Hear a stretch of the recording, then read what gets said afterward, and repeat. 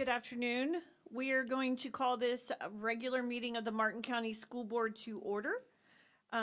First, we have our opening prayer by Dr. Daryl Orman from First Baptist Church of Stuart. Is Dr. Orman? Okay. Well, if he arrives, we will call him up. All right, next we have the Pledge of Allegiance. Pledge allegiance to the flag United States of America, and to the republic for which it stands, one nation, under God, indivisible, with liberty and justice.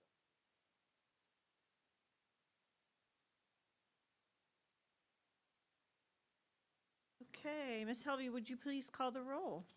Mrs. Russell? Here. Mrs. Roberts? Present. Mrs. Pritchett? Here. Dr. Moriarty? Here. And Mrs. Powers? Here. Okay, thank you. Okay, do I have a motion to approve the agenda with the following items added? 7.03. The following items updated: 3.05, 4.03, 7.01, 11.01, 11.02, 18.07, 18.08, and 18.09. Item 3.05 has been moved to action. And we are removing item 19.05, policy 2410 regarding school health services. We received some very last minute comments from someone in the public, so we will give staff time to respond to that. Do I have a motion? I move to approve the updated agenda. Second. I have a motion by Dr. Moriarty, a second by Ms. Pritchett. All those in favor? Aye. Any opposed? Motion carries unanimously.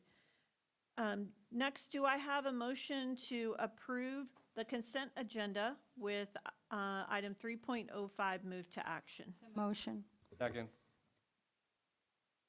I have a motion by Ms. Roberts and a second by Ms. Pritchett. All those in favor? Any opposed? Motion carries unanimously. All right, next up, we have board member discussion. I don't have anything on the agenda, but does any board members have anything you want to discuss? Okay, moving right along. Oh, I did. Okay, Ms. Roberts. So I heard from somebody today that there's a charter school application that somebody has submitted to the district. And I don't know whether anybody else has heard that, but have we received that? And are we going to share that with the board, or? So the charter school application that was received did not meet the requirements or the deadline for submission, so it was kicked back. That'll have to come back before the board and submitted next school year. So at this time, there's no further information to share. Okay, so, but if you have a copy of the information, can you? Yes, I would like to see a absolutely. copy of it. I don't Yes. know if any of the other board members would, but I can get that to you, no problem. I think Jen nodded her head, so, and Marcia did too. Thank you. Perfect, thank you. Okay, next up, we have our, let me just make sure I'm staying in order. Next up, we have our district presentation on the school improvement and leadership updates for our priority schools.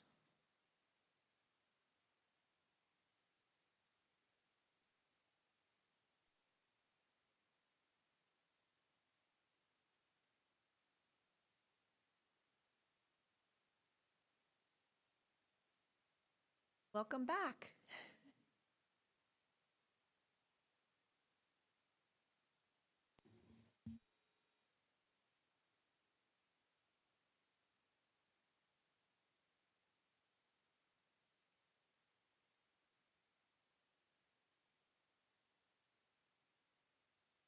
Here we go. Good afternoon, Madam Chair, members of the board, Superintendent Maine, Lauren Gifford, Executive Director of School Improvement and Leadership, along with my colleagues, Executive Director Moore and Coordinator McMahon. It is our pleasure to return here this evening to present our final 3 priority school updates with you all. Our presentation will follow a similar format to the previous presentation, where we will look at the school grade history for each school.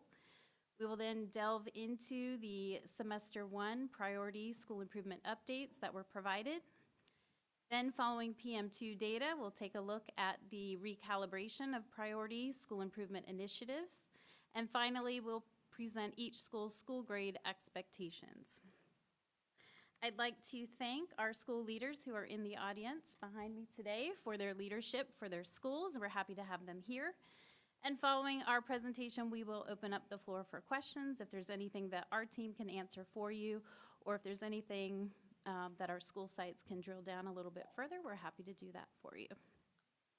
So we are going to start with J.D. Parker Elementary School, and I'm going to turn it over to Dr. McMahon. Thank you. Again, my name is Paige McMahon. I'm the coordinator of curriculum and instruction, and it is my pleasure to present the update on J.D. Parker Elementary School. As you can see in this graphic, J.D. Parker did experience a slight drop from the 23-24 school year to the 24-25, landing at a 401 point out of the total 800 possible. And if we advance to the next slide, you can see the areas in which there were changes. So they did actually have some increases, particularly at the third grade ELA achievement and the bottom quartile learning gains for math. But they did experience some dips at the math achievement, math learning gains, ELA learning gains, and the ELA learning gains for the bottom quartile students, as well as a slight dip in the science category. So based on those numbers, we've identified math achievement, math learning gains, and ELA learning gains as our priority areas for improvement in this school year to help them achieve the 27 points and then maybe some more beyond that to land in the B range for the current school year. So in semester one, some of the initial action steps taken, some of the highlights include targeted interventions. Right from the beginning of the year, we were very prompt in getting those implemented to target our students who were coming in below proficiency, especially the students who had historically underperformed subgroups of concern. We do have weekly walkthroughs that began right off the bat from the beginning of the school year, and coaching cycles from those instructional coaches on their campus, as well as district coaches who come in to support to strengthen instruction across the grade levels in ELA. For math, professional learning was provided, particularly on the use of manipulatives. We like to strengthen students' understanding of math and that CRA model as they learn and deepen their instruction and understanding. Implemented intervention supports for the struggling learners and particular subgroups in math as well. And then to target those math learning gains, they conducted some very targeted PLC discussions around data and coaching cycles strategically to target the students and the teachers who weren't necessarily experiencing the growth that they were hoping to see in that beginning semester. Moving into semester two, those semester one supports continued, but we layered on additional support. J.D. Parker has done an excellent job of really leaning into using IXL to closely monitor their students' progress in both ELA and math. In semester two, they've done an outstanding job prioritizing 100% completion of our monthly snapshots, which help us figure out exactly where students are and where we hope to see them land at the end of the year. They've done a wonderful job motivating their students as well as those teachers to get their whole class completed each month when we complete those snapshots. In addition to that, they implemented the Language Express intervention program to target students in ELA below grade level to help with those learning gains. For math, you're also going to see IXL is pivotal in their improvement, not only using those snapshots to monitor monthly progress, but to also identify areas of specific need and specific benchmarks of concern, which they would use in turn for math learning gains to target their small group instruction and make sure those students who have those deficits are receiving instruction and remediation in those particular areas. For the current school year, based on all of the available data from the state, from our common assessments, from IXL, we do expect J.D. Parker to land at approximately a 430-point range, which would land them in the B range. We're very proud of the hard work J.D. Parker Elementary has already done so far and will continue to do as we move into PM3. And we're excited to see how things turn out. And that's it for J.D. Parker. I'm going to turn it back over to Mrs. Gifford Mr. Moore to talk about the progress at Pinewood Elementary. Thank you, Dr. McMahon. I'm Daniel Moore, Executive Director of Curriculum and Instruction. It is my pleasure to present an update on Pinewood Elementary. Can I just interrupt really quickly? Can we do questions about J.D. Parker, and then let's move to Pinewood? Questions, Ms. Roberts? Yeah, so I'm looking at your your math learning gains. And we don't have, we think the low 25 is going to be up 4%. And they're double counted, right? The low 25 is counted as the low 25, and they're also counted on the regular. Yes, they count for regular learning gains as well as bottom quartile learning gains. So we think that one's going to improve 4%, but the overall learning gains is only a 3%? Does that, Because learning gains includes all students that are in Right. fourth and fifth grade.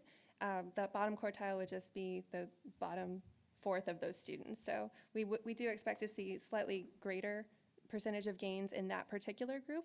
But that was a number we landed on after triangulating, like I said, the data from the state, from PM2, from our local common assessment data, as well as the progress we're seeing on those monthly IXL snapshots. and so I'm just wondering if you drilled down, because if you're low 25, the prior year, from the prior year to this year went up 5%. Have we is somebody drilling down to see why that group, that subgroup is doing so well? Is that, Yeah, so looking at the data year over year, some new systems were implemented last year, specifically related to bottom quartile. Continuing to build on those systems this year, we're starting to see that growth. In that bottom quartile, a large part of the focus at J.D. Parker this year has been bottom quartile, and that has kind of been the primary focus, knowing that we'll also produce gains in the overall learning gains. That has been the primary focus of intervention and support, is that bottom quartile group, specifically related to their ESSA subgroup categories to make sure they stay out of the designated ESSA statuses. thank you very much. Any other questions about J.D. Parker? Okay.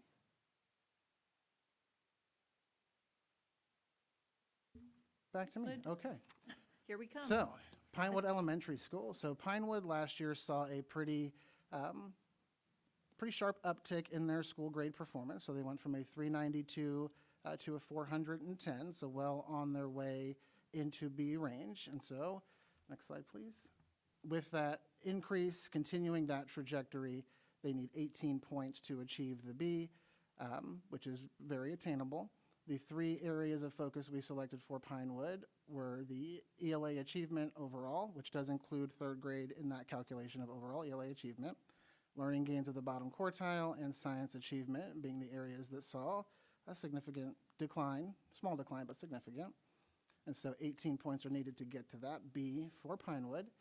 In semester one, building an instructional plan to accomplish that goal of achieving those 18 points and beyond, we coordinated with our state regional literacy director to provide staff training and on-site support. Also engaged teachers in PM data review to understand exactly where the deficiencies were for the students coming in to provide targeted small group instruction based on the standards that needed additional support. We also collaborated with Pinewood to implement AVID training for all staff as an AVID school, focusing on those Wicker strategies of collaboration, organization, and inquiry as a learning model.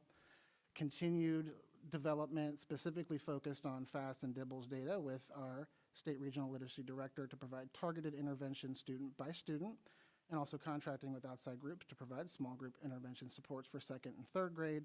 While 3, 4, and 5 are the tested grades, we also want to include the lower grades, K1, 2, in our intervention plans so that those kids that are moving up, matriculating into the accountability grades, have a better foundation moving into the next school year.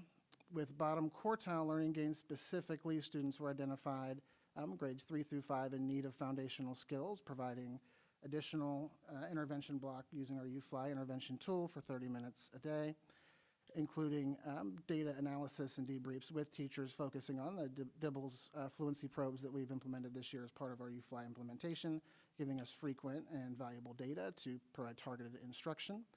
Also at Pinewood, we have a focused after-school tutoring program that we implemented in semester one, providing additional time on task for students after school.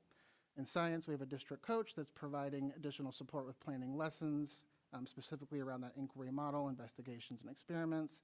Teacher is supporting 3rd through 5th grade standards with the 5th grade students to make sure that all the things that are captured on that assessment are covered with each student that will be assessed. And that science teacher does collaborate weekly through PLC with their core teachers so that we can embed those standards across the 5th grade so that we can move that metric up. Moving into semester 2, we built on a lot of the things that we had implemented in semester 1. And so looking at our mid-year data, we are on track for where we'd like to be at Pinewood. Some areas I know that we could, continue to grow. And so we have added a few extra layers of support based on our mid-year check through PM2. And so using some of the reports in Performance Matters and Power Buddy to create specific, frequent assessments for students to track data and how they're moving through small groups and acquiring those annually assessed standards in ELA, doubling down on our work with our state regional literacy director, specifically around UFLI and fluency probes to improve student fluency and literacy, and then increasing our after-school tutoring by getting more students to come in and expanding it to additional grade levels so that we can make sure we're targeting all kids that count towards school grade. In bottom quartile, they have shifted from doing small group instruction specifically with interventionists and teachers by expanding that out to coaches, PIPs, administrators, paraprofessionals. In the bottom quartile, in every subgroup, students are getting small group instruction, all hands on deck in semester 2 at Pinewood. They're receiving lots of small group, time on task, intervention practice. There's also been an effort to leverage the tools that we have, specifically Lexia, with additional professional learning to use the data and resources that we collect from that tool to drive instruction, and then continuing our after-school tutoring for those bottom quartile students and making sure that we get as many of them as possible to stay after school so that we can get them where we'd like them to be. With science, we've adjusted the schedule to provide additional small group time for those students that are not meeting mastery on those 3rd and 4th grade standards that do appear on the 5th grade test. And the science lab teacher's focus has changed to support students that are engaging those standards in other content areas so that we're really making sure that we're capturing every element that will be assessed on the test at the end of the year through our daily instruction. And then we have increased the hands-on experimental lab type science exploration through on-site and off-site field trip real-world experiences in science using our district science coach and science staff at the schools. And then what is common across all of our schools is our 4th quarter spiral reviews that we've implemented specifically for science to reincorporate those 3rd, 4th, and 5th grade standards so that we can get where we want to be with that accountability metric. Next slide. And so what we are expecting, again, not a projection, an expectation using all available data to give us a reasonable understanding of where we think the school may land. Pinewood is currently expected to be in the 429 range, well into the B range. This is a conservative estimate based on the available data, but we do see some strong data trends moving forward, especially at the midpoint of the year. We are in a much better place than we were at midpoint last year, so we can confidently say that Pinewood should land in the B range. Any questions? Any questions from the board? Thank you. Thank you. Ms. Gifford? I have the pleasure of presenting our last priority school, which is Warfield Elementary. As you look at the school grade history graphic, you can see that the school has made some measurable improvement. In 23-24, they earned 310 points, which did place them in the D school range and under state support. From the 24-25 school year data, they did make some measurable progress and they earned 335 points. However, you can see they are still at the low end range of the C. The improvement that you see here for Warfield definitely reflects the impact of targeted supports, particularly in literacy and early intervention. And while progress is evident, the school does remain well below the low end of the B school threshold. Therefore, continued school improvement efforts were certainly warranted. Moving on and looking at the 24-25 school grade snapshot, you can see across the 8 school grade reporting categories, there were some celebrations in the area of mathematics and science, although overall math and science achievement did show some minimal improvement. Learning gains for math and bottom quartile learning gains really helped stabilize the school grade last school year. Moving over to the left-hand column under ELA, you can see ELA achievement overall is a critical area. However, the 3 priority areas really land within ELA achievement, significantly below at 18%. Learning gains and bottom quartile learning gains for ELA, also priority areas, as those did take a dip as well. Learning gains, although they are fairly strong for Warfield, they have not quite translated into stabilization or sustained proficiency for the school yet. Different than the other schools that you've heard, Warfield does need the most amount of points to reach that low end of the B status. So they will need 93 points to enter into the B school range.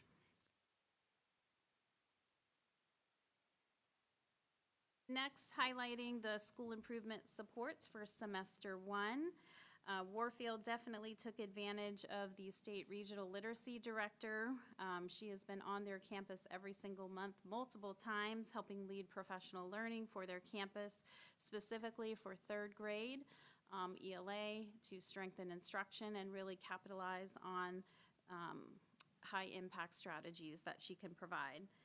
Additionally, they have implemented a 3rd grade student tracking tool to monitor those unit assessments, which is critical in between the state progress monitoring data points. It's too long in between those, so they have now instituted a tracking method where they are then utilizing that data from the unit assessments to then pull them into targeted IXL small groups for instruction.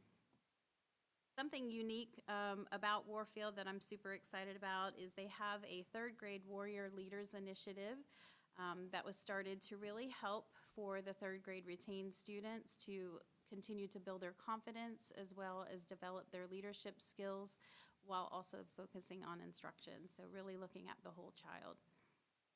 In the category of ELA learning gains, they continue to focus on professional learning aligned to lesson study practice. And this is a high impact strategy where teachers for grade level plan together. They look at some critical standards or problematic standards, plan the lesson, then one teacher volunteers to teach the lesson while others observe. They come back, they debrief, and then redesign the lesson based on the coaching and feedback. The remainder of the team goes out and implements the lesson as well. So very strong practice, and that's happening across grade levels on their campus.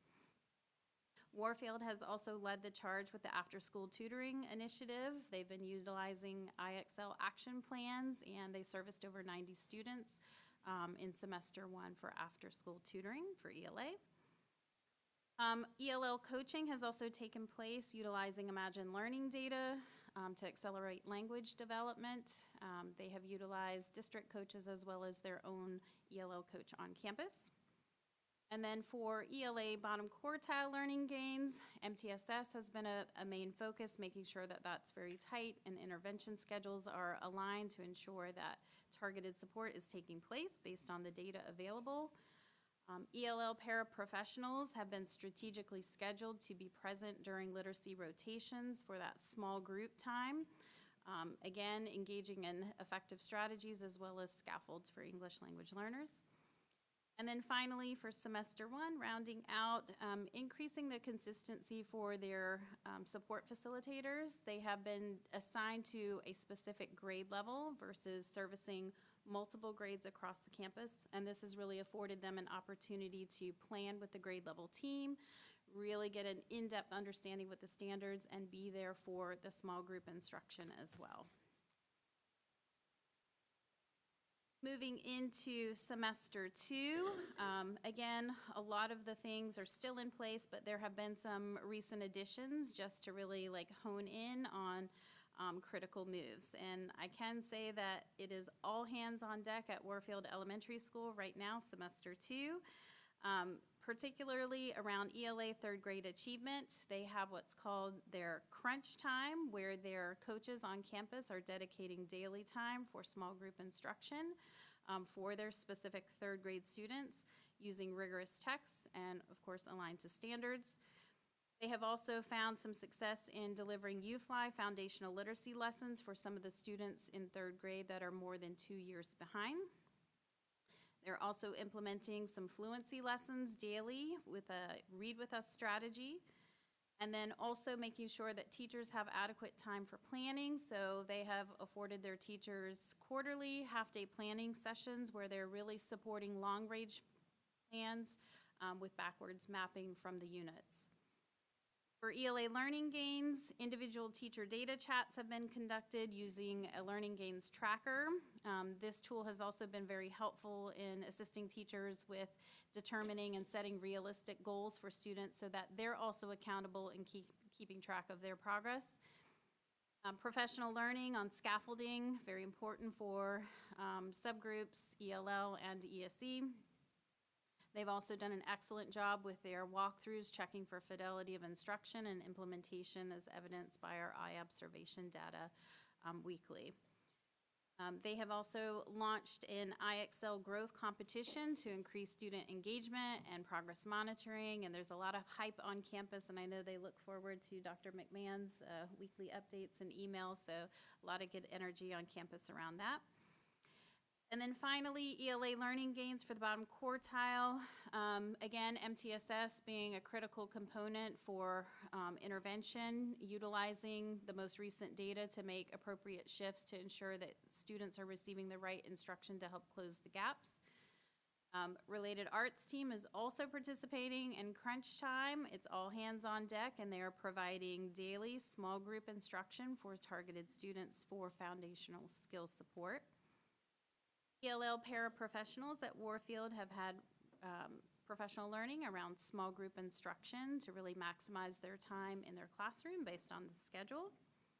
And then finally, the school has partnered with ESE department and have implemented with fidelity their ESE boot camp lessons, which really support access to rigorous grade level content and allowing them to really experience what it's going to feel like when they take PM3. And then moving into the expectations for Warfield, you can see that on the right-hand side, it's going to be critical for this school to really show improvement across all of the 8 categories, particularly in the domains of ELA. That's been a critical focus for them. At this time, the focus for total points expected is a little bit conservative, as the effort would really be on sustainability and providing consistent supports versus making an immediate jump to a grade. We want to stabilize and continue to grow. So 370 points would put them at the middle of the road C range for end of year. At this time, I'll open up the floor for any questions for Warfield or regarding Warfield Elementary School. Ms. Roberts? Thank you. So my first question is, not specifically for Warfield, but for all the schools. Have we looked at how many out-of-field teachers? I'm sure we can pull the out-of-field list, yes. I mean, is that something that is on your radar, or is it? So yes, our curriculum team does provide coaching to out-of-field teachers, specifically curriculum training related to the materials, and our professional learning team does provide support to all new teachers and teachers that are out of field to ensure that they have the resources they need. It is certainly an area that we can improve in moving forward. It has recently come to our attention just how many teachers we have across the district that are either new to teaching or out of field. And so as we begin to ramp up for 26-27, that will be a priority focus. And I guess, so my question, diving a little further down that rabbit hole. So it's, I think it's, is it 300 hours or 600 hours for Category 1 out-of-field teachers? Is that the amount? And then it's like 60 for Category 2, 3, and 4? Good Is that right? evening. I don't know if I'm on. But for the ESOL requirement, elementary teachers are considered Category 1, 300 hours, but they have 6 years to complete the requirement. And so for that reason, sometimes you see the names recurring on the list that appear before the board. And so do they also fall into another category for math or for science, or they just have that? To be out of Overwhelming. field at an elementary school for content area, the teacher would be certified in something other than elementary. Okay, I can give you the exact numbers, but that's more of the exception to the rule. You see far more out of field at the secondary level. okay, all right, thank you very much. You're welcome. And then I had a question, when you're talking in semester 2 about providing quarterly half-day planning lessons to support long-range lesson design, can you explain a little Sure, bit of what so- that looks like?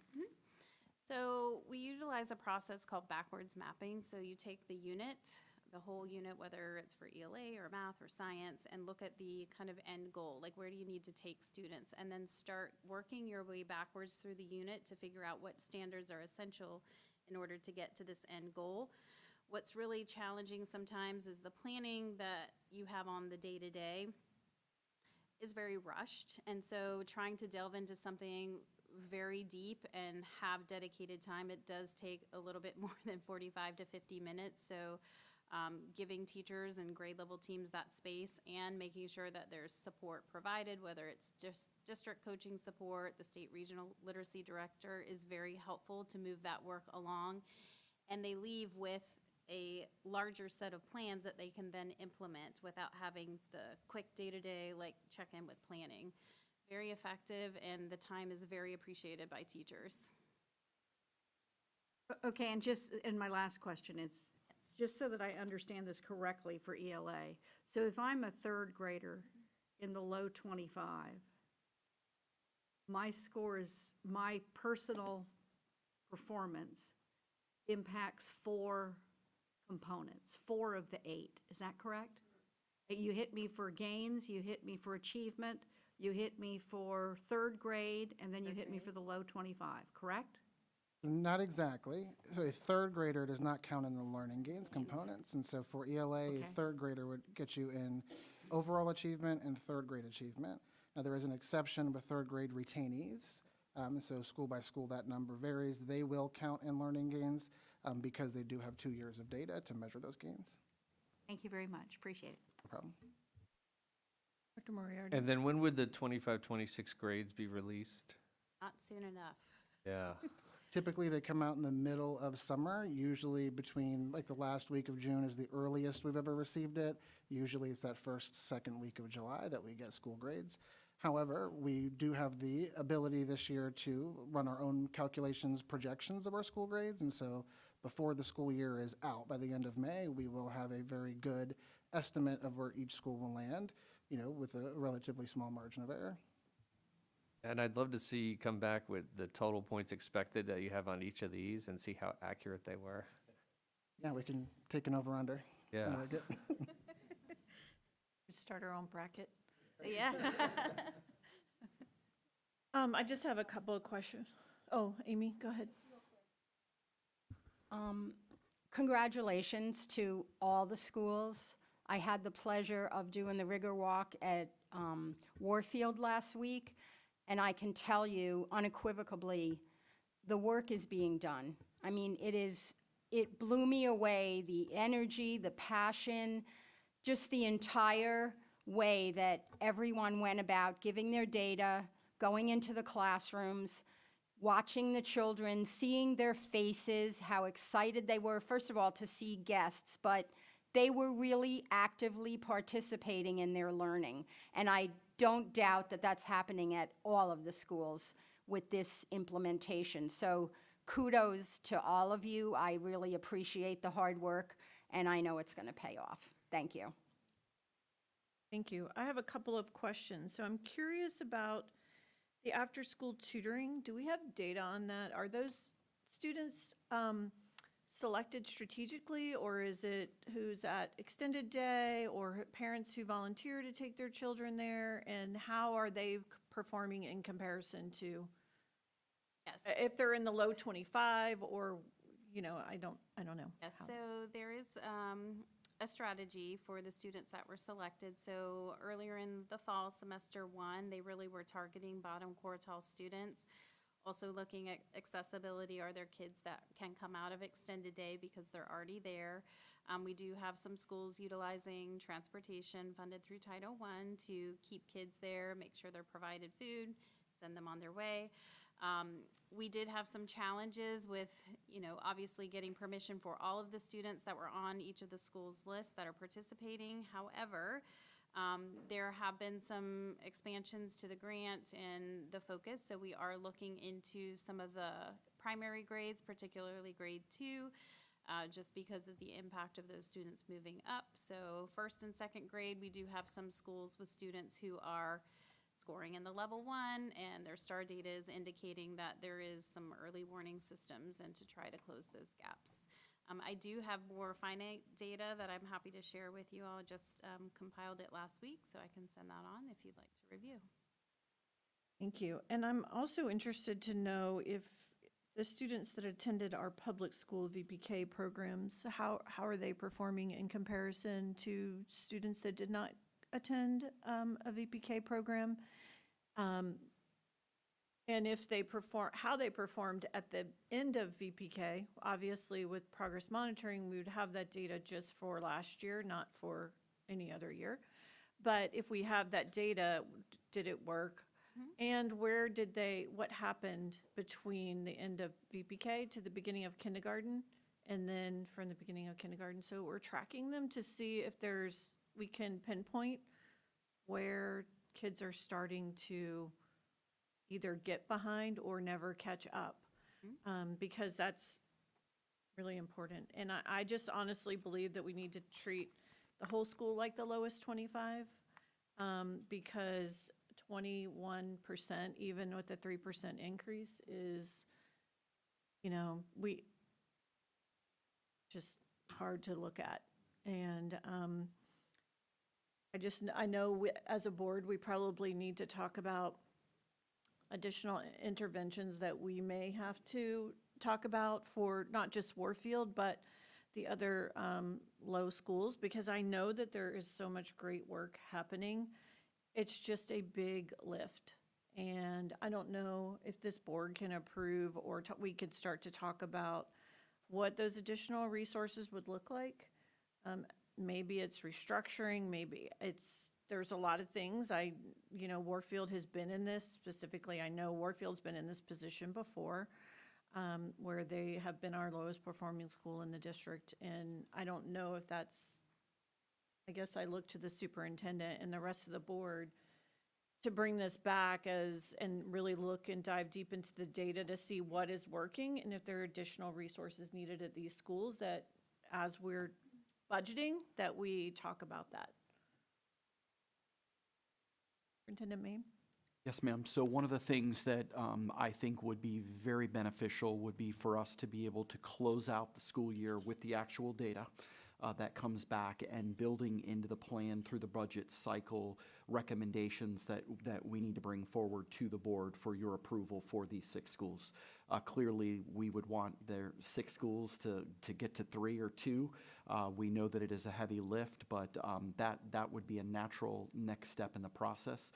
We have to think outside the box and do something differently at these schools. We're on the right track, but there are certainly, I appreciate the level of commitment and support from the board, and this would be natural next steps. So we've got the VPK data to kindergarten to 1st grade.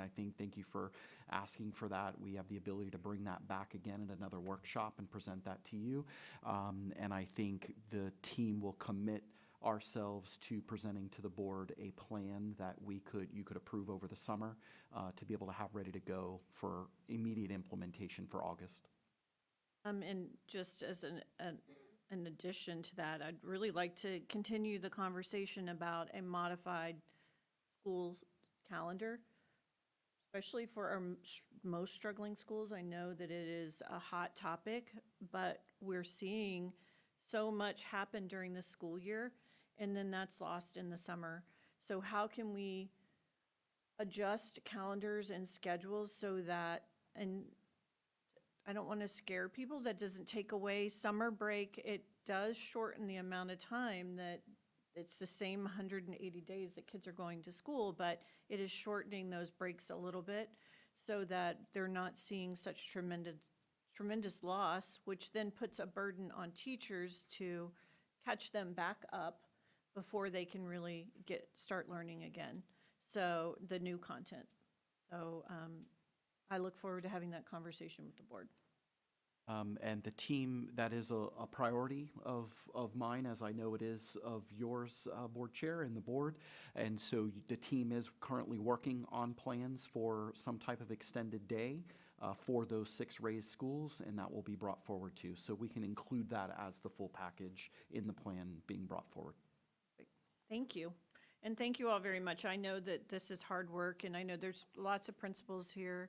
If your principals would like to come up and introduce yourself, and you can say a quick brag on your school if you would like, or just to introduce yourself. And, you know, I think it's really important to give kudos to your staff too, because hearing it from you.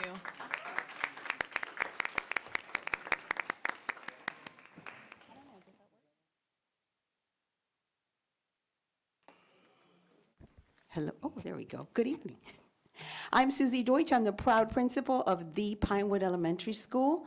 And I just want to warn you all that you will be wearing some new bling at the end of this school year, because I am buying a championship ring for my entire staff when we make that be. It's already out there in the world. We're just an extremely dedicated, committed staff.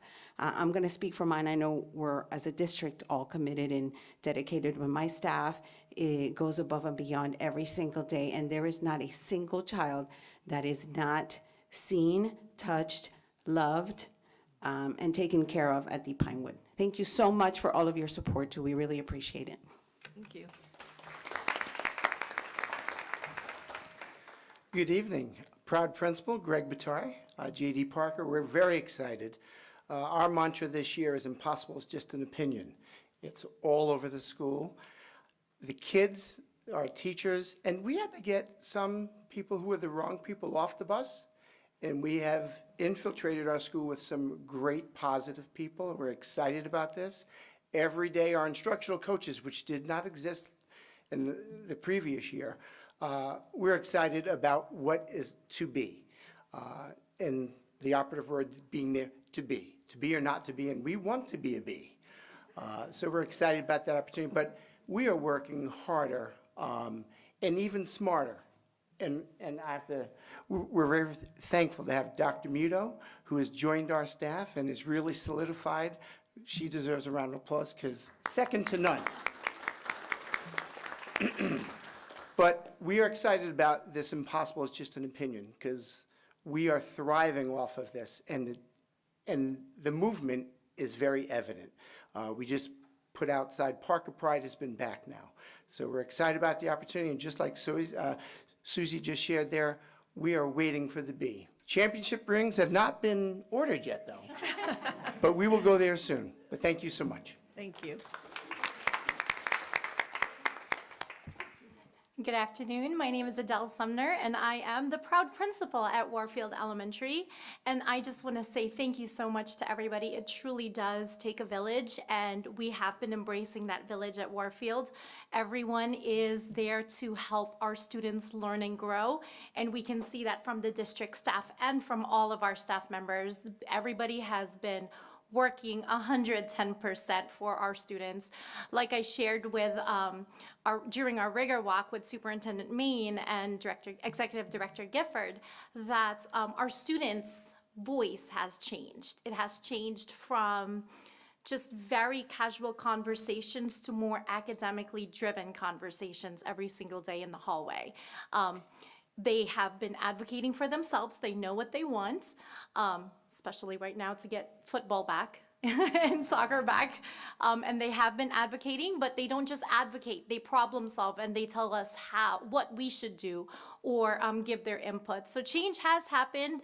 Their voice has changed. They're more confident and totally driven. So we appreciate everybody's help, because we can't do it alone. It takes everybody. So thank you so much. Thank you. Thank you all very much. All right, moving on. Back to all right, we have our student representative, Delaney Miller. Thank you. Good afternoon, everyone. To start off today, I have the report from Jensen Beach High School. All 3 Jensen Beach High School choirs earned superior ratings from every judge at the District 13 Music Performance Assessment. Additionally, 26 Jubilant students were selected to perform at Lincoln Center in New York City as part of the prestigious Octavo Series Choir. SPAM Robotics team won the Orlando Regional First Robotics Competition, competing against teams from across the region. 8 of those students on the SPAM team are from Jensen Beach High School. For the first year, Jensen Beach High School participated in the Odyssey of the Mind competition and have advanced to the state competition representing the Palms region in Orlando this April. Rho Kappa students Sienna Hensley and Mia D'Aquino placed first and second in the district's History Day historical paper category and will advance to state competition in May. JBHS drama students earned multiple recognitions at the Florida State Thespian Festival over spring break, which included Savannah Beach, who was selected to represent their entire district with her costume construction project and earned a superior rating, and 4 other superior and excellent ratings were earned by students in solo and duet musical performances, highlighting both performance and technical excellence. You can see the winning talents of Jensen Beach High School drama students at their annual Thespi Showcase on Wednesday, March 25th at 7 p.m. in the JBHS Performing Arts Center. Next for South Fork High School, starting with athletics, the South Fork Track and Field Boys 4x400 relay team broke a school record that had stood since 2009, and our girls 4x100 relay team broke a record dating back to 2010. On top of that, Kaylani Wake re-broke her own school record in the 400-meter hurdles. Shifting to the arts, all 3 choirs earned superior ratings at District Choral MPA, qualifying the entire department for state festival for their 2nd year in a row. Carolyn also qualified for state for the 5th consecutive year. Senior Gavin Adams and freshman Isabella Hodges were selected to represent the state of Florida in the Southern Region ACDA Honor Choir. Thousands of students auditioned across 10 states and only 150 were selected, making this a huge honor for both students and for South Fork High School. This also marks the 2nd cycle in a row that our school has had 2 students chosen. The SFHS band program also earned straight superior ratings at MPA. South Fork was the only high school in the district this year to have both its top band and choir receive straight superiors. In theater, South Fork drama students earned superior ratings at the Florida State Thespian Festival. Students were recognized for outstanding work in solo musical performance, costume construction, and duet acting, showcasing both performance and technical talent. Finally, in academics, South Fork students placed first and second at the District History Fair and will advance to the Florida History Day state competition in Tallahassee, representing the Bulldogs and the district. Last for Martin County High School, starting with academics, Martin County High School's Odyssey of the Mind team earned first place at the regional competition, advancing to state competition in Orlando. This marks a first for Martin County High School, and we're proud to share that Miss Jai Matthews was also recognized with the OMER Award, which highlights her excellence in coaching, leadership, and dedication. Continuing with the arts, the MCHS Drama Department delivered 4 outstanding performances of Grease the Musical. Our talented cast and crew showcased their hard work, creativity, and commitment, bringing energy and joy to every performance. Additionally, the MCHS choir program also represented the district very well at MPA. Opus earned straight superiors, and tenor and bass earned overall superiors. Lastly, the AFJROTC cadets Dylan Klasjens, sorry if I pronounced that wrong, Luke Dawson, and Oliver Treadwell were selected to attend American Legion Boys State this summer. This prestigious honor recognizes exceptional student leaders who demonstrate strong character, integrity, and a commitment to service. Thank you. Thank you, Delaney. All right, next up we have our district update.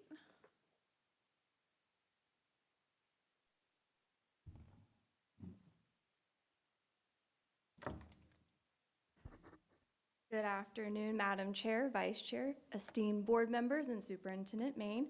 I'm Kirsty Germain, Coordinator of Public Information and Community Relations, and it is my pleasure to bring you this month's district update.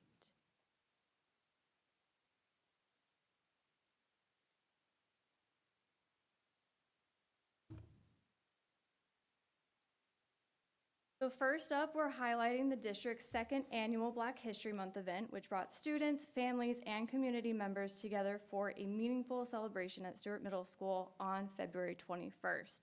Schools from across the district participated, with students taking the stage through performances that included singing, readings, and poetry. In addition to the performances, campuses also contributed student artwork, creating thoughtful displays through the event. Just about every school site was involved in this incredible event. The day showcased pride, creativity, and student expression while honoring the history and culture at the heart of Black History Month. It was great to see such strong participation from across our schools, along with families and community members who came out to support our students. So let's take a look at a recap of the event. The music, the stories, the celebration. Students, families, educators, and community members from across the Martin County School District come together for the second annual Black History Month celebration, a morning that showcases performances, presentations, art, and culture. It is my honor to stand before you today as we gather and celebrate the rich history, enduring legacy, and extraordinary contributions of Black Americans. From poetry, Martin Luther King Jr., what a nice guy. He did so much for us that I would want to cry. To student presentations, throughout the event, everyone in attendance learns, reflects, and celebrates the stories that help shape our country. So many inventions we rely on: the traffic light, the iron board, the gas mask, the elevator safety device, would never have been created. Precious heart, feel it. Students take the stage and share what Black history means to them. We celebrate Black history to honor strength, creativity, and resilience of people whose contributions have shaped every part of American life. The message carries through every performance and every voice. Soul food developed during the time of slavery in the American South. Enslaved Africans were often only given the least desirable cuts of meats and limited ingredients. They used their knowledge of African cooking traditions, seasoning, slow cooking, frying. Speaking of soul food, community partners joined the celebration, including the NAACP, along with Georgia Boy and Ethel's Famous Wings food truck. I want to say thank you for what you all have came and supported this day of Black history. It means so much to all of us. Black history is actually American history. Together, we all honor the history and celebrate community. You know, we live in a very special place, Martin County, wonderful community with wonderful people. Let's everybody do our part, make today better than it was yesterday, make tomorrow better than today. I wish you a blessed Saturday. Have a great day. Thank you for coming out.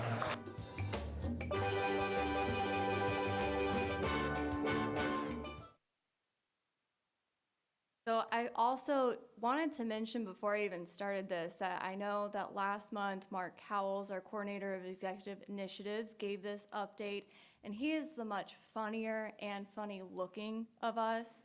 But, you know, and I prepared that joke, so it shows you that I'm not the funny one. So I just had to point that out there, that I'm just not going to be the funny one bringing these presentations, but it's okay. I'm the prettier one. So I will accept that.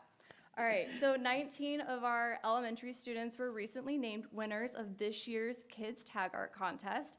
Now in its 8th year, this program is a strong partnership between the Martin County Tax Collector's Office and the school district. It gives students the opportunity to design their own vanity license plates, combining creativity with real-world application.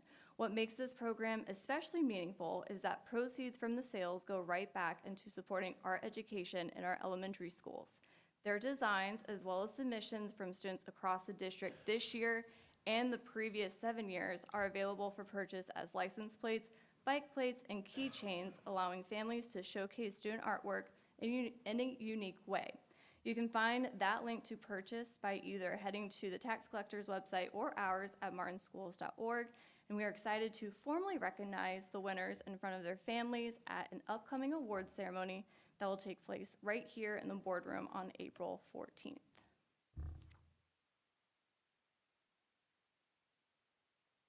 A long-standing tradition and love tradition at Bessie Creek Elementary, Kindergarten Transportation Day is a hands-on learning experience that's been part of the school since 1996. From student performances to displays and the parade of transportation, it's a great example of how learning comes to life in our schools. With the district being more than 100 years old, traditions like this across Martin County make our schools so special. So let's take a moment to watch a short clip highlighting this tradition.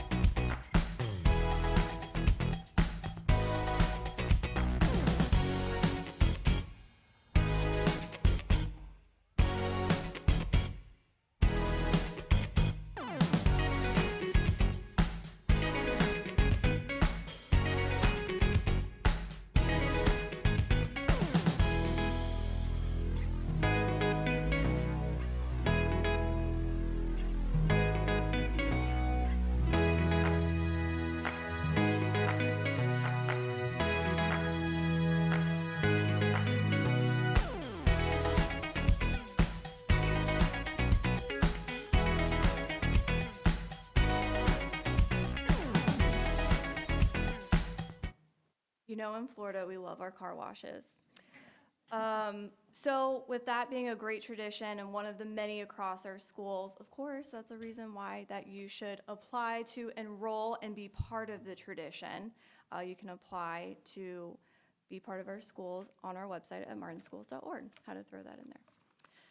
All right, so we're also getting ready, while we're talking about kindergarten, we're also getting ready to celebrate the finish line for our seniors. Graduation for the class of 2026 is right around the corner, with ceremonies taking place May 20th through the May 22nd across our 3 traditional high schools.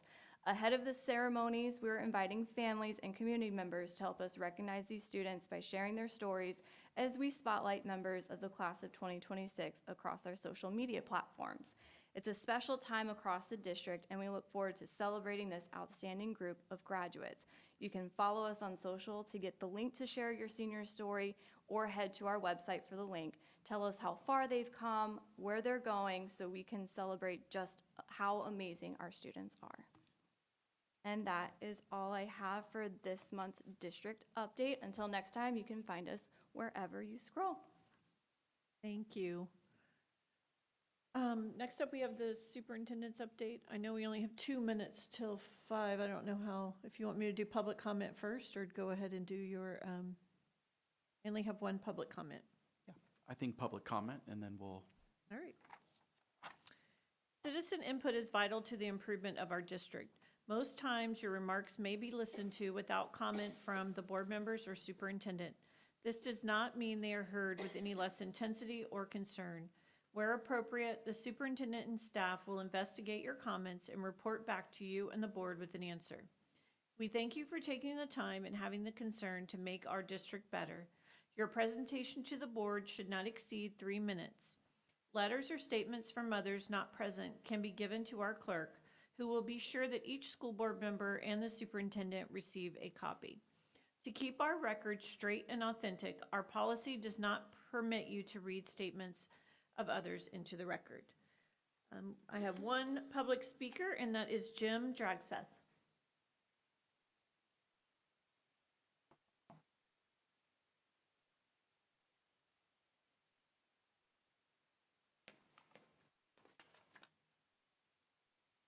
It's a quiet group here. Thank you for the opportunity. A question on the addendum, the consent, the $50,000 for more legal. Is there what is that for? The agenda description didn't say anything about what the use was going to be other than paying more hours. So we will, so we don't typically answer questions That's from the fine. dais, Okay. but I have your information, and the superintendent will get back with you. with an Appreciate answer. that. Thank you very much. Mhm. The other question was on, and it was mentioned earlier about the possible addition of another charter school. What is the board, is there board oversight of charter schools?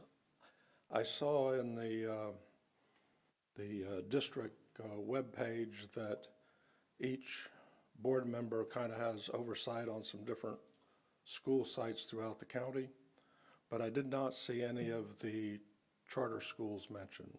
Similar, say, maybe Indiantown High School. What board oversight might there be? So again, we'll get back to you. We can give you Okay. information on the charter. That'd be great. And as a proud graduate of Parker Elementary, I would really like to applaud Ms. Powers' comment about a calendar adjustment. I've been in different positions throughout the school as a parent, grandparent, SAC, all this sort of stuff. And I would think that that would be one of the most important transitions education in general could make. Thank you. Thank you so much. Okay, moving on, we have the superintendent's update.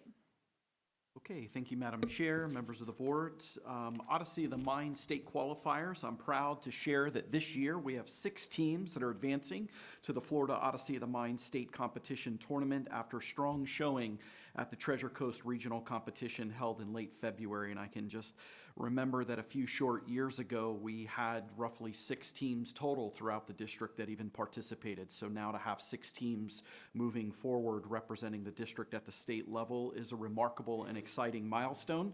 High school teams competed for the first time this year, so thank you to the board for creating a beautiful and supporting a succession plan from kindergarten to middle school and now on into high school that made a huge and immediate impact. In total, 15 teams across our elementary, middle, and high schools represented the district, showcasing creativity, collaboration, and problem solving at every level. We're proud to recognize the following schools advancing to this year's state competition in April: Jensen Beach Elementary, Felix A. Williams Elementary, Crystal Lake Elementary, Hidden Oaks Middle School, Martin County High School, and Jensen Beach High School. In addition, Martin County High School's coach, Jaya Matthews, received the prestigious OMERS Award, which honors individuals who demonstrate exceptional creativity, leadership, and dedication. It's a meaningful recognition of the impact she's had on her students and the program here in the district. This is the second time our district has been honored with that award, and I'm truly excited for more schools to be able to continue participating. Students and teachers, as they take the opportunity and challenge in competing Odyssey of the Mind, Odyssey of the Mind challenges students to think critically, work as a team, and bring innovative ideas to life, skills that reflect the kind of learning happening across our district.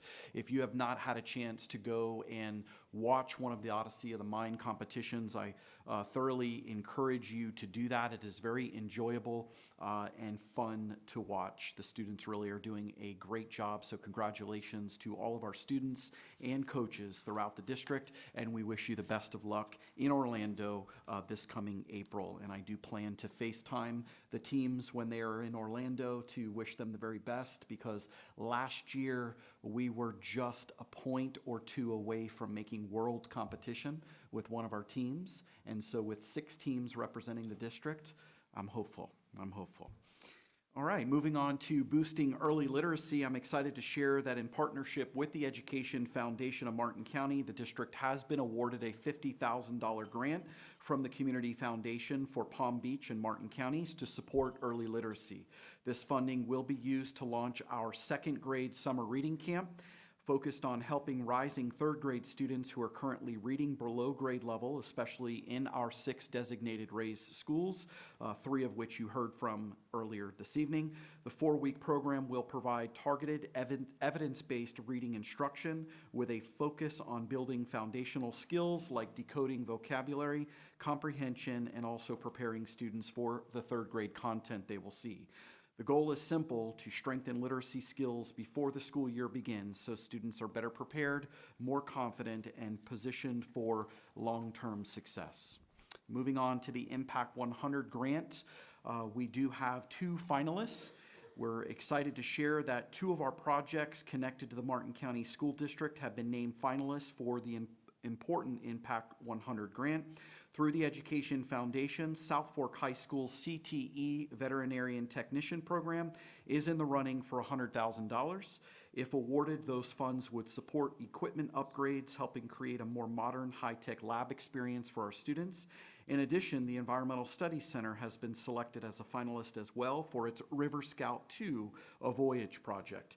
This grant would support the purchase of a new boat, along with the construction of a dock on site, expanding hands-on learning opportunities for students. Both of these projects represent meaningful, real-world experiences, and we're proud to see them named as finalists.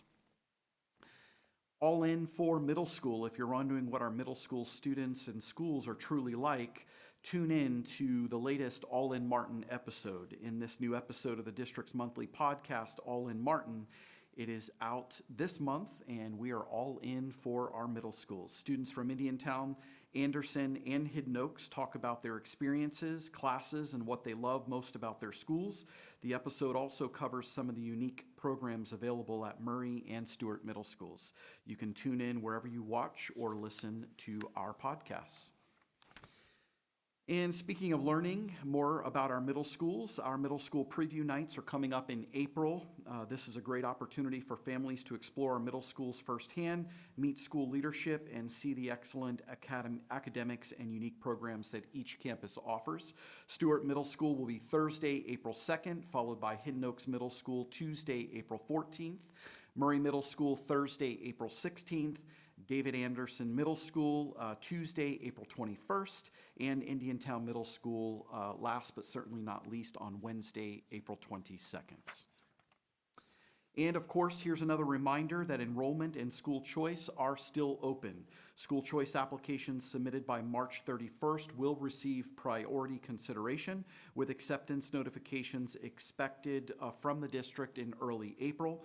Once accepted, students can remain at their school through the highest grade level offered on that campus. To apply or learn more, head to our website at www.martinschools.org, and I'd like you to watch a quick short video. Thank you.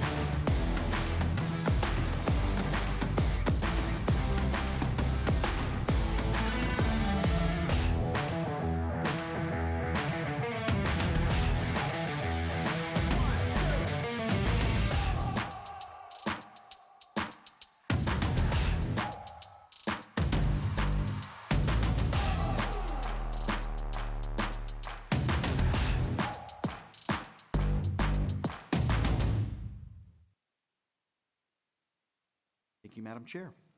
Thank you. All right, are there any questions from the board on any of the other information-only reports that are listed on the agenda? I have a question. Dr. Moriarty? Thank you. I've been getting some inquiries about the 4 available properties we have that we've gotten appraised and about the availability of them, and I didn't know if either Dr. Miller or the superintendent, maybe Mr. Seacrest could provide that to the public so they could get some direction on the possibility of purchasing any of those properties? Yes, so I can start out. So any entity, outside entity that is interested in purchasing any of those properties and would like the appraised value that we receive back on those properties can do a public records request through our district website. The public records request will be processed expeditiously. They'll receive a copy of the appraisal and be able to make an informed decision at that point. Tyson Waters will be coming back forward to the board at a workshop and board meeting to explain the process that the board would use should you choose to actually list any of these properties. In the meantime, we'll proceed forward in getting second appraisals on each of those properties so that the board has 2 appraisals at your disposal for making a decision. And that's currently where we're at in the process. Tyson does need to work through some items with the board in separating out some things and some additional paperwork that the board will have to handle. But that's currently where we're at in the initial phases. But we are more than happy to share those appraisals with anybody that's interested. Wonderful, thank you. And this will be coming back to the board as a whole nother discussion, so everybody can see everything involved, surveys, appraisals, all the information, and then we'll make an informed decision based on that. Thank you. And I don't think we've ever listed, at least as long as I've been on the board, we've never listed a property. So understanding what that process looks like, as well as, you know, I don't think that there is a set way that we have to go about it, but we just need to make sure that we follow the correct process and procedure, because this is new to all of us. So thank you. Thanks. All right. All right, moving on. Is there any other board information share that anybody would like to mention at this point in time? Next up, we have our action only. 18.01, we have no school board travel.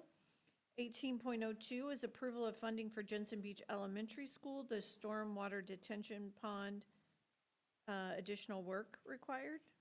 Any questions? Second. I have a motion by Ms. Roberts, a second by Ms. Russell. All those in favor? Aye. Any opposed? Motion carries unanimously. 18.03 is approval of the FDOE spot survey and update a project priority list. Are there any questions? Move to approve 18.03. Second. Have a motion by Dr. Moriarty, a second by Ms. Pritchett. All those in favor? Aye. Any opposed? Motion carries unanimously. 18.04 is approval of the FDOE spot survey and update project priority list. Also, this is related to Warfield Elementary. This was bringing back and authorizing the superintendent to move forward with a preliminary plan of what that K-8 might look like. Second.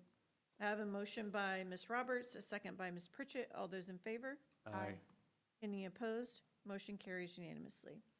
18.05, approval of the budget amendment allocating $2 million in local capital improvement funds for conversion of the Stewart Learning Center into a Flex Tech campus.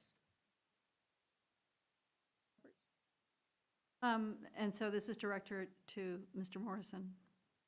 We have money set aside for the Stewart Learning Center already, correct? That is correct, From yes. 2 separate years? Yes, that is correct. So is that using that money too, or is that in addition to this money? So that is using what is available left in that budget, plus another 2 million that Mr. Seacrest indicated that we should be able to fund it up to that level. So we had allocated, I believe, 3 million over the course of time. We used about 173,000 for some architectural fees. So it leaves roughly about another 1.8, if I remember correctly. And then this 2 million will then get us to about 1.8 plus 3.8 million. Okay, thank you very much. Do I have a motion to? Second. I have a motion by Ms. Roberts, a second by Ms. Pritchett. All those in favor? Aye. Any opposed? Motion carries unanimously. Item 18.06 is approval of a budget amendment allocating $16 million in impact fees for the proposed additional classrooms at Jensen Beach High School. Any questions? Second. I have a motion by Ms. Roberts, a second by Ms. Pritchett. All those in favor? Aye. Any opposed?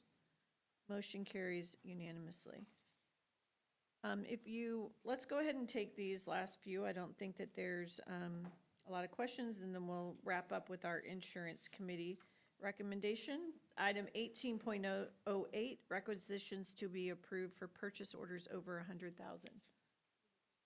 Second. I have a motion by Ms. Roberts, a second by Ms. Pritchett. All those in favor? Aye. Any opposed? Motion carries unanimously.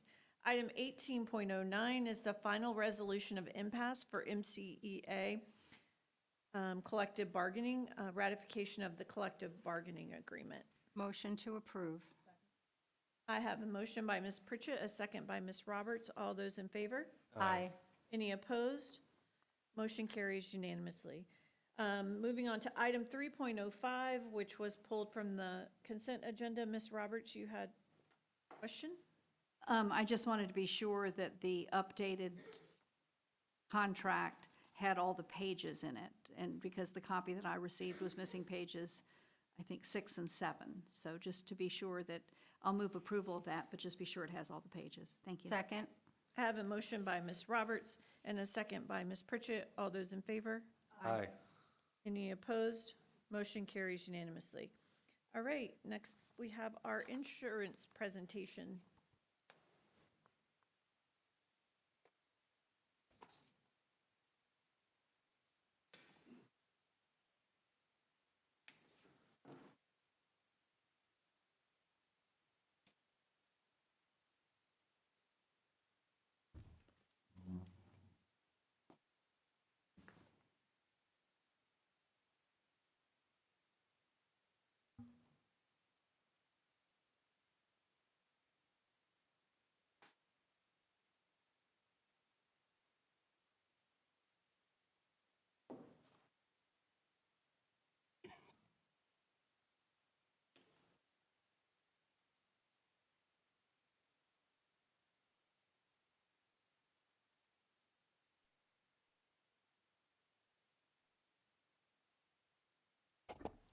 Okay, good afternoon, Madam Chair, members of the board, Superintendent Maine, Don Calderon, Director of Risk Management and Employee Benefits, and alongside me is Dustin Keene, Senior Benefits Consultant with the Guerin Group, and Gabrielle Swain, Benefits Consultant with the Guerin Group. So you should have hard copies in front of you. If you want to follow along with the hard copies, it might be a little bit easier. We're going to go ahead and start with a recap of where we were the last time we came to you all. So we were here at the March 3rd board workshop, and at that time we had presented the claims through January, and we also presented an additional renewal option that the board had requested at the February board workshop that showed that was a request of a 0% high deductible health plan increase. As a result of that, we had all of the presentation, all the renewal options presented to you at that March 3rd workshop. The main takeaway from that workshop was for the Guerin Group to go back to Cigna, who was present in the audience at that workshop, to go back to Cigna and ask them to provide a 0% increase to the high deductible health plan with no more than a 10% increase on the OAP and the OAP-IN plans, which were at that not to exceed amount, with no plan changes, okay? Unfortunately, Cigna was not able to do that. So the 7 unique renewal options that were presented at the March 3rd board workshop are the same 7 options that the insurance committee was presented yesterday afternoon and that are before you today at the board meeting. What I can share with you is that our local account representatives from Cigna are here in the audience, and they actually even flew in a member of their underwriting team. So if you have any questions about their decisions or their underwriting take on things, they are here to answer those questions. Okay. If you flip to the next page here, so decisions that we need from the board tonight. There's two decisions. One is probably the most important thing. Which renewal option is the board going to select? The renewal options are in your paper pamphlet, and they are provided on pages 12 to 18. And what I can tell you is that the insurance committee met for the third consecutive month yesterday, and they unanimously selected option A, which was the third straight month in which they have elected that option as their insurance committee recommendation, even though they've seen all of the renewal options that you have seen as well. Okay? The second decision is for the board to decide how much, if any, of the employer contribution towards the health savings account would be made for the 26-27 year. So as a friendly reminder, the health savings account is available to those employees that are enrolled in the high deductible health plan. And the board over the last 5 years has made a decision at this meeting to fund the health savings account, and it's ranged anywhere from $750 to $1,000 over the past about 5 years or so. So having laid out what the plan is for tonight, and knowing that none of the renewal options have changed, I'm open to the board for any feedback, comments, questions. Are there any questions from the board? Mr. Calderon, these are not really great options, I'll be honest with you. The 10% across the board is not great. Our employees are struggling with costs, and now they're going to get that across the board. The people in the high deductible plan is a much less loss ratio. We had asked Cigna for help there. They clearly did not find that in their portfolio. Thank you for being here. Very disappointed in that effort, though. I don't like this other option where it goes to 13%. So you're kind of giving us some bad options here to pick from. I can tell you this, next year I'm looking forward to an RFP to quote this out.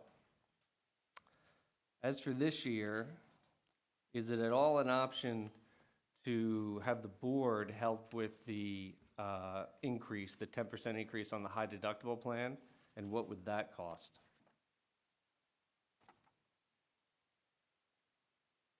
So, Dr. Moriarty, I believe that you're referring to option A, where there's a 10% increase, which is the not to exceed based on the RFP from last year for the OAPIN, OAP, and the high deductible health plan. So I think what you're asking is what would be the cost if the board kind of bought down that high deductible health plan to a 0%? Is that correct? Okay.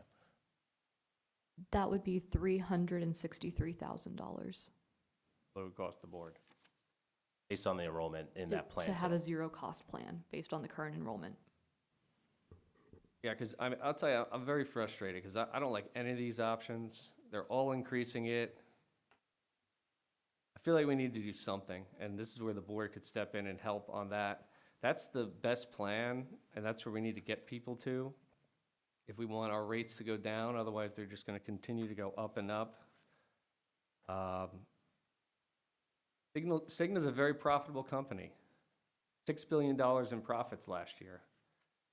And I was excited to switch to Cigna last year to hope that we could build some loyalty. I know that you guys are working a lot throughout the Treasure Coast and building other places. Kaiser University would be one of them. But it's disappointing because there's really no great options this year. So I feel like the board should step in here and help with that 10% and make that 0 on the high deductible plan.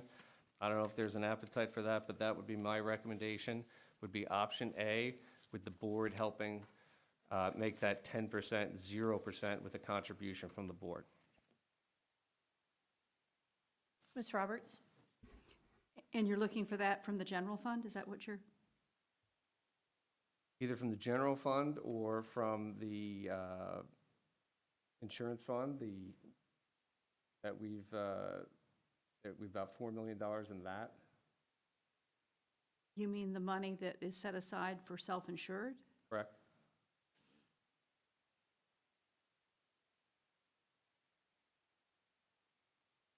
Go ahead, Ms. Roberts. So,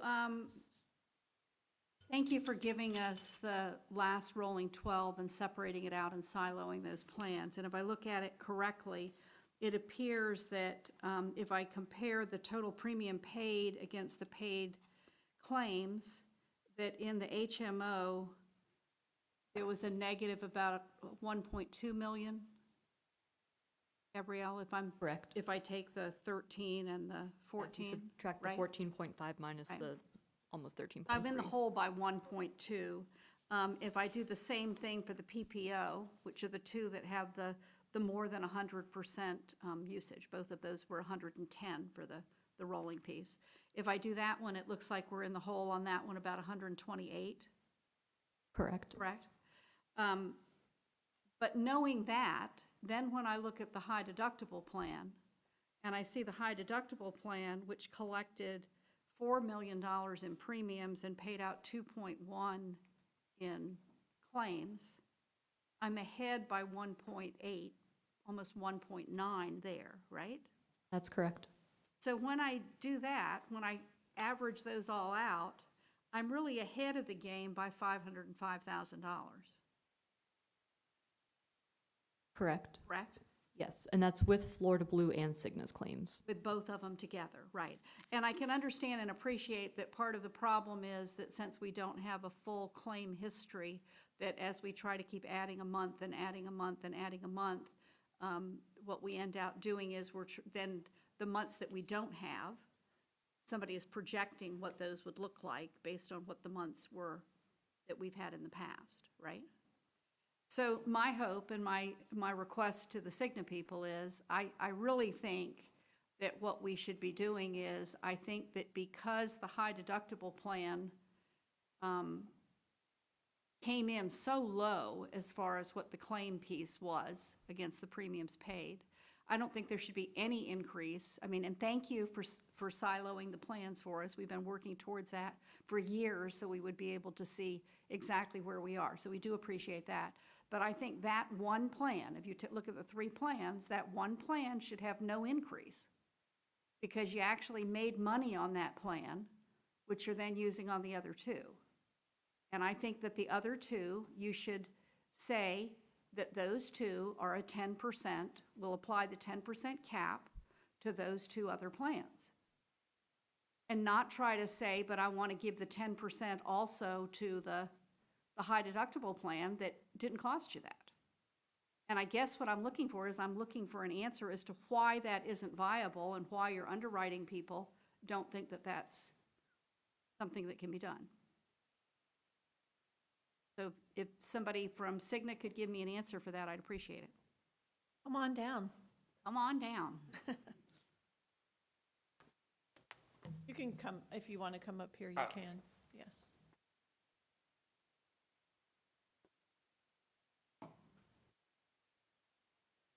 And before you speak, you know, one of the things when we changed from Florida Blue and welcomed you on board was we were looking for a partnership, and we were looking for something that could be more long-term.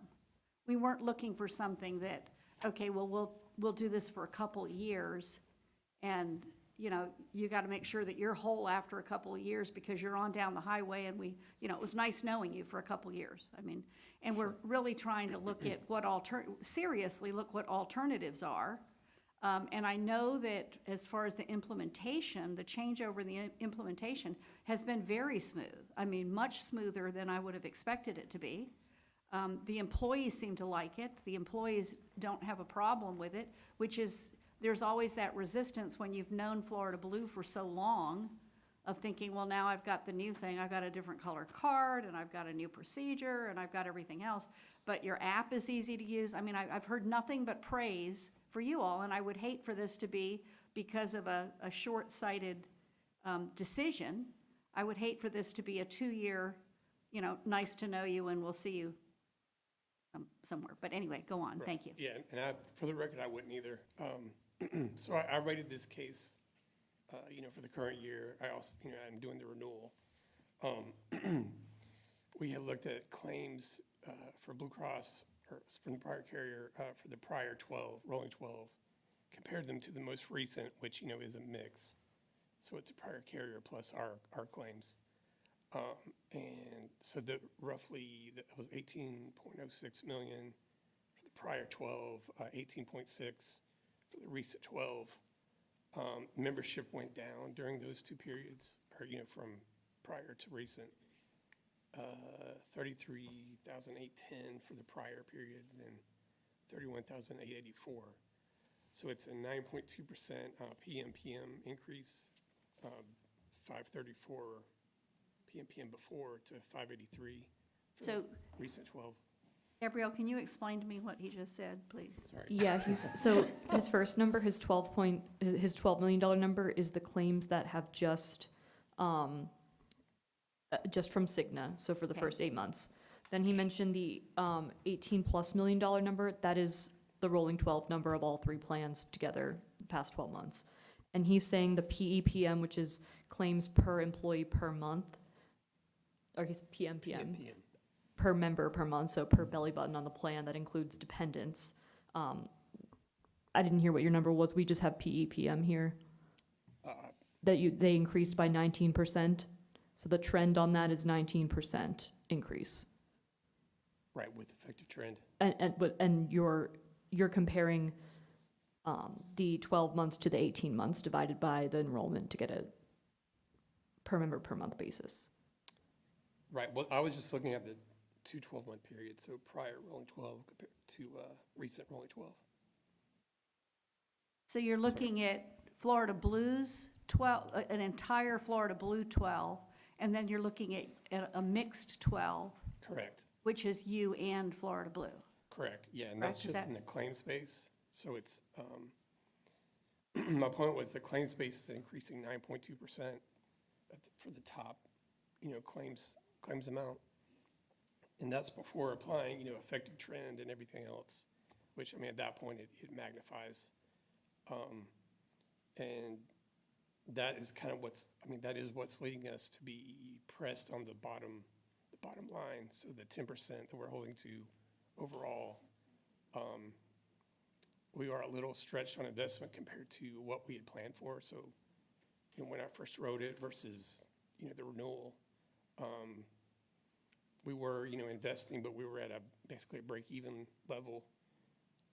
So we went with the 10% rate cap, or rate guarantee, just basically based on annual trend, thinking that the number should, line up. We wouldn't be in too much of a loss position.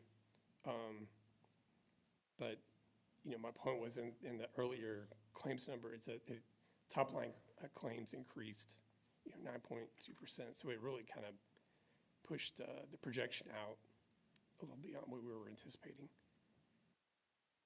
Okay, and if we know that our cost, if we bought out the high deductible so that we ended up with a zero cost, no increase there, that would be $363.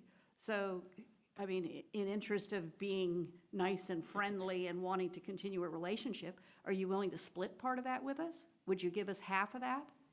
And we'll take the other half ourselves if we decide to do that? That seems kind of fair, that it's half of 363. Do you need to talk to the people back there, I or can is that take that something? back, yes. Excuse me? I can take that back. Okay, You can take that back? after you. Okay. We'll wait. So, Thank you. That's good to know, and I appreciate that. So I just want to say that, I'm disappointed that Cigna didn't come back with a better offer. I know it's not your fault. It's really hard. This is a systemic problem in health insurance and all insurance coverage, honestly. And when I have to see when your CEO has a almost $23 million compensation package, and the executive team are getting multi-million-dollar bonuses at the end of the year, and we're squabbling, and our employees are the ones that are suffering, it's really hard pill for me to swallow. And I know it's not your fault. I know that's not part of your metric and how you do things. And this is not just a Cigna problem, it's a Blue Cross Blue Shield problem, it's a United Health problem. But it's got to stop. Our employees are suffering, and our next, what do we go without insurance? Do working people that are working really hard just not have insurance anymore? Like, that'll teach you guys a lesson, right? But it doesn't really hurt you. It hurts the families and the members of our community. So I really think Cigna can do better. And I hope that when you take that back, that they'll be more realistic and look at the greed that is happening at the top of the organization and make that consideration. So thank you all very much. Thank you, I appreciate that. So we'll be back to us with your final, Ms. Roberts, what she asked. And if we need to, what's our deadline? Today, Oh, no, it's, April 1st. The deadline is today, because we need time to program Bentec with the new rates and the open enrollment module, and then also we have to get that information out of Bentec over to our payroll and finance department so they can prepare multi-checks, which are negotiated, and there is already a published deadline on when those multi-checks are to be cut. Those multi-checks have rates in it for the 26-27 plan year.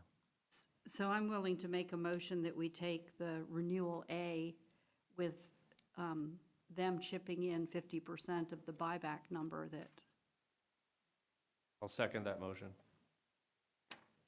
I'll second. Ms. Pritchett, did you have a question?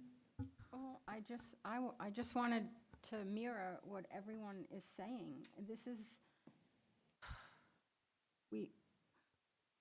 we're in a corner. It's as if you take this or, you know, goodbye. I don't understand how we came to this, and I'm very disappointed. And while I'm happy if they give us 50%, I feel like we should get the 100% because the high deductible plan had such low numbers, and as you pointed out, made money, $505,000.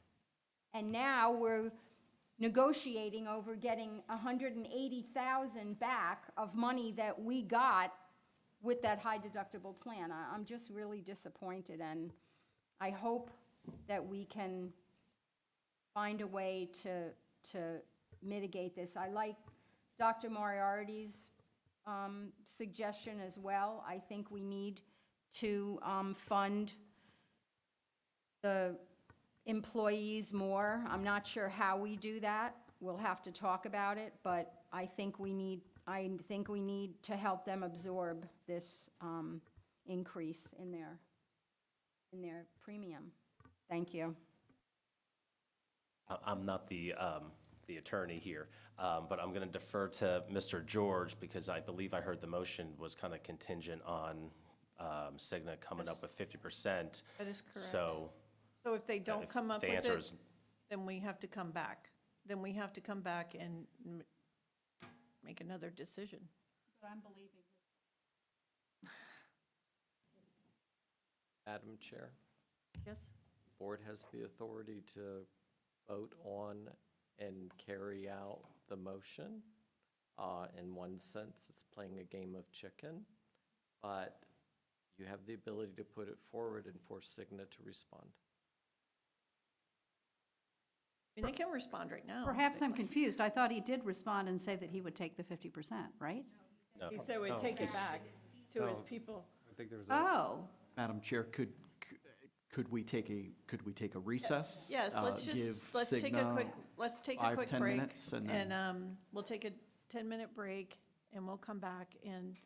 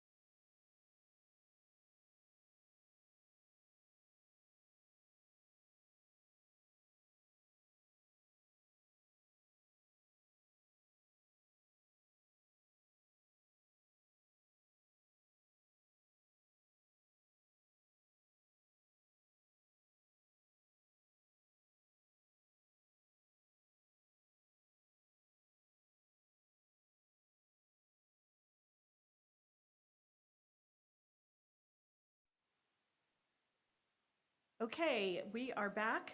We are going to reconvene this meeting. We are going to, for the moment, put aside 18.07 while there's some conversations happening with our insurance carrier, and we, the board, are going to move on to our policies.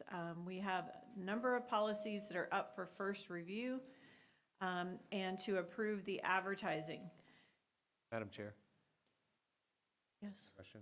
yes. Just in terms of Robert's rules, we had a motion and a second. Do we then need to table that motion till the end of the meeting so that we can resume business, or could we?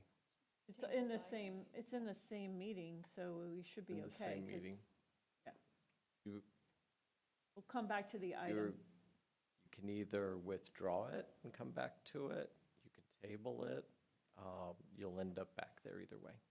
Okay, so do we need to table it is what I'm saying? Because typically when you table something, it comes back up and you have to vote on whether to, so we're going to have to vote twice, correct? My recommendation would be that you withdraw the motion in the second. Okay, Understand that you're going to come back to that item. okay. Okay. So does the motioner agree to withdraw the motion until we hear the, Mrs. Roberts?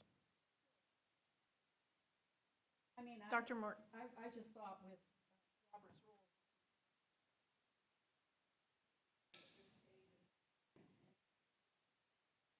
That's what I think. And She was doing other. you can also postpone, you just need to hold the vote then to postpone. Okay, do I have a motion to postpone item 18.07, which will be heard before the end of this meeting? Second. Yes. I have a motion by Ms. Roberts, a second by Dr. Moriarty. All those in favor? Aye. Any opposed? Motion carries. Moving on to our first review and approval of the advertising. Are there any members of the public who would like to speak on any of the policies before us? Okay, are there any questions on any of these policies from the board? Okay, so I will, for the record, read into the record these items and we'll vote for them as a whole. And just for the public, you will see these, all of these back on a future school board, at a future school board meeting with item 19.05, which was removed, and it will come back again for a first review at a workshop, and then you'll see it again in first review at a school board meeting, and then a final approval. All right, so item 19.01 is policies 1124, 3124, and 4124, drug-free workplace. 1902 is 1129, 3129, 4129, conflict of interest. 19.03 is policy 2215, program of instruction.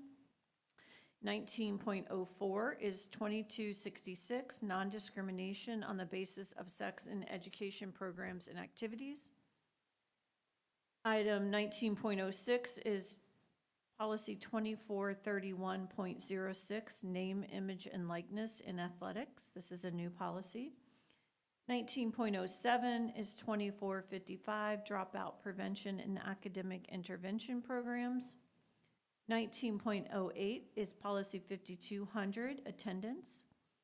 19.09 is policy 5530, drug prevention.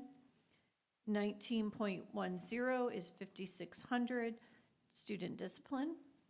19.11 is policy 7544, use of school media. This is a new policy.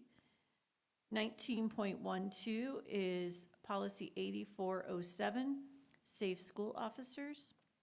19.13 is policy 8800, religious ceremonies and observances. Do I have a motion to approve these policies with the exception of 1905, which has been removed? Motion. I have a motion by Ms. Roberts, a second by Ms. Pritchett. All those in favor? Aye. Any opposed? Motion carries unanimously. Excuse me? Okay, Ms. Roberts? Could we check, could the superintendent check with 1913 Policy 8800, the religious ceremonies and observances, based on what the Commissioner of Education just came out with from DOE, whether Neola is planning any new changes to that? Yes, ma'am. Not that it doesn't, I mean, this still gets the Holocaust piece in here, but we'll at least know if it's planning on coming back. Thank you. Great, we'll move on to open to the board. We can go ahead and do that while we're waiting. Any board member comments? Russell, anything? Just wanted to say congratulations to SPAN. It's a big accomplishment, and we knew they could do it. And I'm looking forward to see what they come up with for the next several competitions. It's exciting to watch them and see all that they're doing and all that they offer for our students. Roberts? So I just wanted to give a shout out to Opus and Martin County High School. They had a really nice event a couple weeks ago, I guess, maybe 3 weeks ago. They did a dessert event where in the cafeteria you could go in and they had like a whole lot of desserts, like from all over the place. And so you could get like really high on sugar. And then they performed several different numbers, and it was a really, really well-received, well-attended, and very nice event, so. Thank you. Dr. Moriarty? I just want to remind everyone that in 2 days, March 26th at 7 p.m. at Martin County High School, we have music in our schools. And come on out and hear some great music. Ms. Pritchett? Well, I wanted to congratulate South Fork for all their varsity squads finishing in the top 10 of their respective classes. We just got this email before the meeting today. Well, actually, it came earlier this morning. I apologize, but boys basketball was 4th in the state, girls basketball 6th in the state, boys soccer 5th in state, girls soccer 3rd in state, girls weightlifting 2nd in state, competition cheer 9th in state, boys wrestling 5th in state, and girls wrestling 7th in state. So, and South Fork High School, 2nd in state, class 5A. So congratulations to all the athletes. It's obvious we have great programs here, and I wanted to just mention them. Thank you. Thank you for mentioning that, and that's just a reflection of our A rating in the Martin County School District, so, and a testament to all the hard work of our staff and our teachers. One thing I wanted to mention to the board in preparation of having conversations about our raised schools in the future and how we can better support them. You know, I brought up the modified school calendar, and I would ask you all to go to Charlotte County website and take a look at the calendars that they offer and what it could possibly look like in the Martin County School District, so that you can kind of get an idea, start thinking about it, start talking about it. I know that change is always really, really hard, but they've seen significant success using a modified schedule, a modified calendar. So maybe we could also set up some time to have someone from Charlotte County talk to us as a board about what they're doing. I know there's other districts in the state of Florida too that have seen success, especially in low-performing schools. So I'd really like to start to gather up some of those points of contact and maybe have them present to the board to talk about the challenges, the successes, what a rollout of something like that might look like if it wasn't something that we did district-wide. And at this time, we're just going to take a brief break and wait to come back and talk more about item 18.07.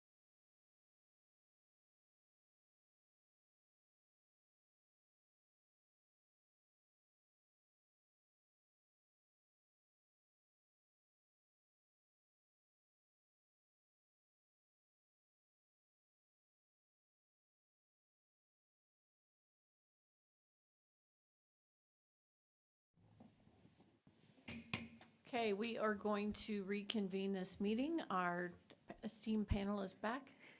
Talk to us about our insurance.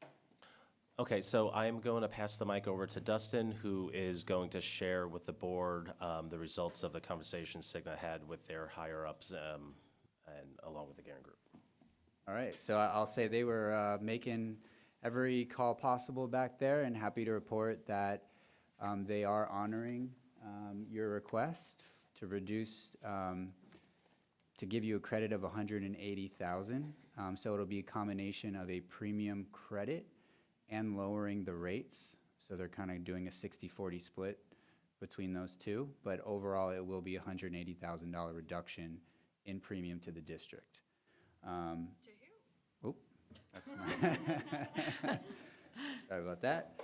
They did that to be creative. We don't have to go into it unless you want to know, but they increased the pooling point and did some things there. So happy to report that. If you have any questions for the underwriter, feel free.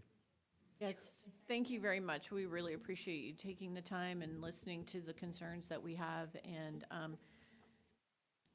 taking the time to meet right here so we can make the decision today. So thank you all very much. So I have, we are going to bring back the motion that we postponed earlier, and that motion was to select option A and to split the difference with Cigna on the increase of roughly $363,000. So the district would bear half of that and Cigna would bear the other half.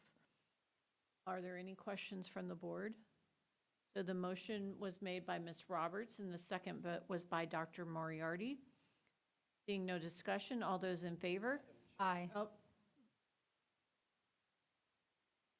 I just want to be clear, since the presentation by Gehring as to what Cigna was offering was 180, which is not exactly half.